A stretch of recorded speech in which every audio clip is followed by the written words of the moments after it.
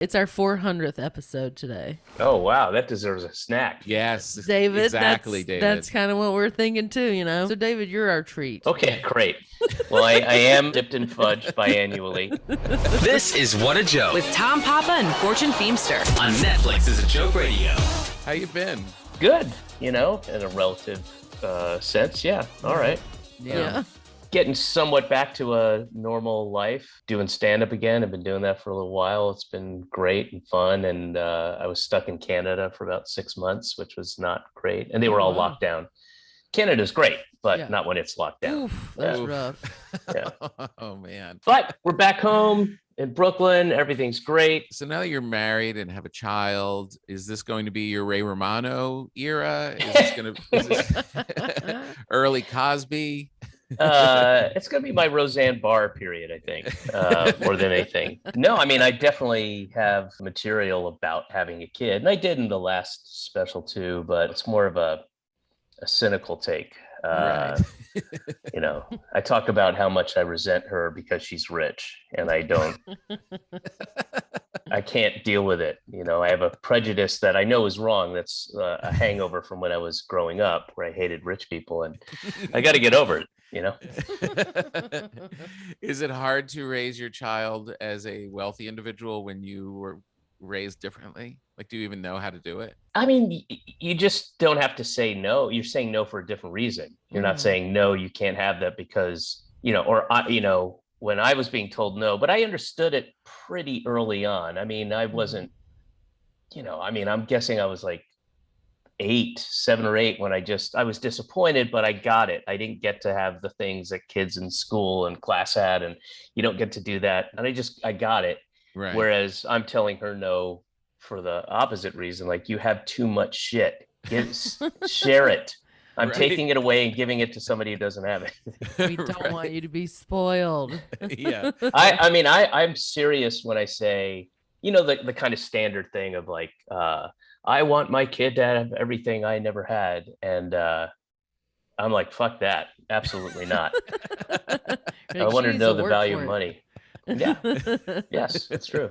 No, I get that. I mean, I get, the value of working for something. It goes a long way because it stays with you your whole life. Tom's just handing over money leftover. What's it? Hand over fist? Yes, that. leftover fist. Leftover fist. Hand over fist.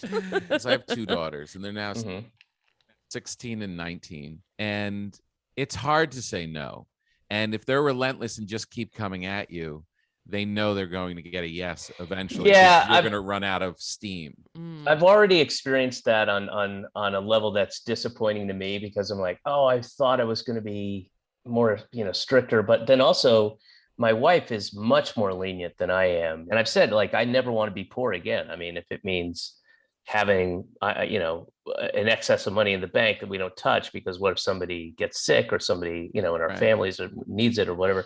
I have on numerous occasions started with a firm no and explained it, and then thought I was had a little bit more willpower, and then 20 minutes later she's got another ice cream in her hand. So right. Yeah, I was thinking about you yesterday, knowing that you were coming on the show, and I heard my my iPhone was going through stuff, and there was an interview with your iPhone was having issues. It was going through some tough times.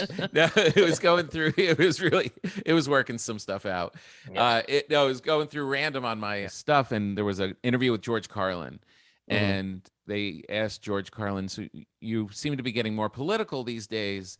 And he said, yeah, I put it down for a while. I had to take a break from it, but it starts to build up and then naturally finds itself back in the act. And it really kind of struck me knowing that you were coming on, because you always seem to have this really fun, playful side to you, but there's almost seems to be from the outside stuff that you find yourself having to express and having to talk about socially. Yeah. I mean, that makes its way via stand-up a lot of times, but that is a thing that since I was a kid, I've just had that hyper awareness of inequity. And, I remember being in Atlanta, and I went to a bunch of different schools, but one of the last high school I went to was by a very prosperous white community, you'd have to drive through, and you would see all the servants, the help, the nannies, the cooks, the whatever. All those people, all of them are Black, and all of the wealthy people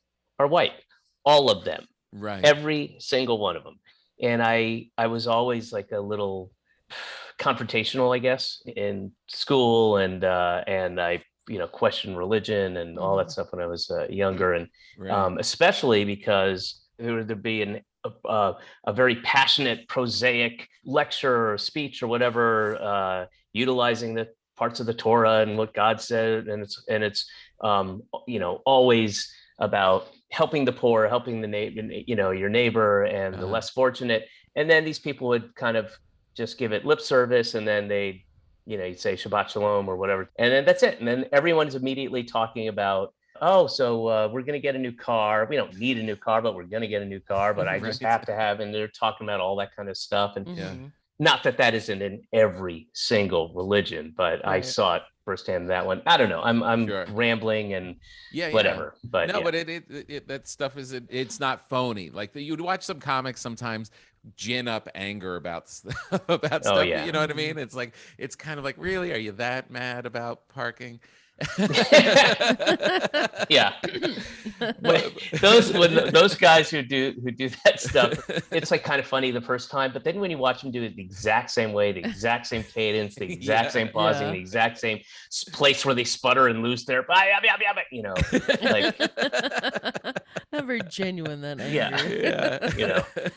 When you started comedy, did you start in stand-up or was it sketch? No, stand-up. I was in Atlanta. The very first open mic night I ever did was a week before my birthday, my 18th birthday, and then did stand-up. And then I didn't really do sketch until I moved to Boston, and I went to Emerson College for a couple minutes. And while I was there, I was in a sketch group with people that remain friends to this day, and that's where I really got my love of it. And my friend Mark Rivers, he and I would kind of write these little bits, and he would go up on stage with me, and we'd do these characters. So that was kind of the Venn diagram, I guess, of stand-up and sketch. But nobody appreciated it. We were in Atlanta in the early 80s. Nobody gave a shit.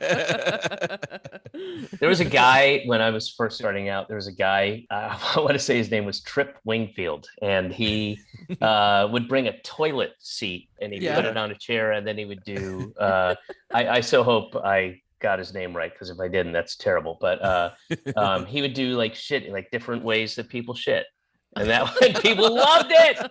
They loved it. And then I'd go up there with my goofy shit, and they're like, "No, thank you," which I always just heard Jew. That's they're like, "Bring the toilet seat guy back." Yeah. More shitting.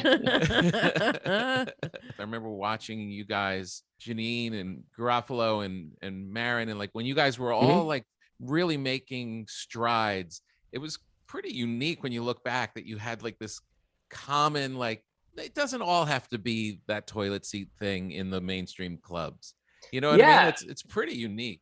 It was pretty special, and I'd be disingenuous if I said that we didn't know it at the time. I think a lot of us, even though we were trying to be self-effacing and like, oh, we're just having fun and all that, but I think most of us had this like, I think we're kind of doing something really pretty cool here. Not that we knew it would kind of forever change the landscape, and now the idea of alternative comedy doesn't mean anything. It's just that's what it is. And but back then, back in the 80s, it was it was all kind of Seinfeld type stuff, not that there's anything wrong with it, but that was it. But there was no, it's okay to be personal, it's okay to go through your stuff here with us. And it was really pretty cool. What year was Mr. Show? Because just to give 90, a timeline. 95, 6, 7, 8, I want to say 95, 6, 7, 8. Because I feel like Mr. Show was like, oh, now we're over the wall.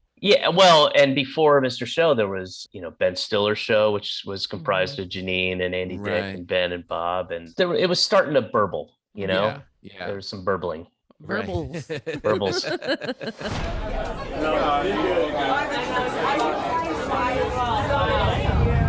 Tower Bottom. He's got a new sign. Oh no. Hi guys.